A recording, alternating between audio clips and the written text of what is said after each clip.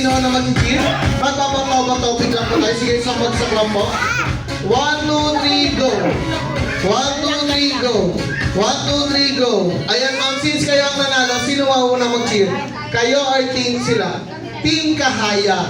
Alright, so this time, bigyan naman natin ng isang malakas na palakpakan ng Team Kahaya!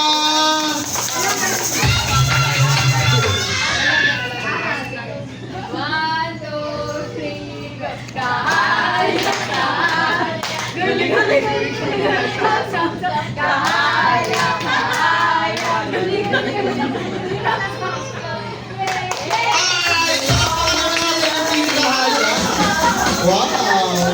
Alright, so this time, ayan, bigyan naman natin ng isang malakas na palakpakan ng Team Malia!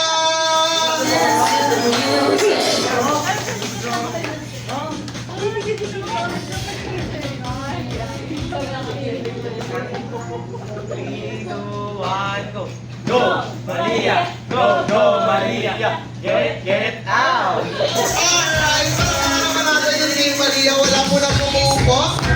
Ayan, Team Malia and Team Kahaya, bigyan po tayo ng isang straight line. Ayan, Team Kahaya and Team Malia, bilang po tayo ng isang straight line. Kayo po ang bahala kung sino mauna at panghuli dahil pag sinabi ko po yung mechanics ng ating game, bawal na po magpalitan.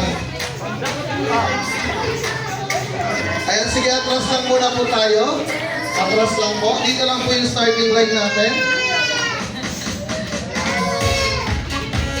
Alright, so this time mga ma'am and sir, bago tayo mag-start, okay na po ba kayo sa pagkakasunod-sunod ninyo?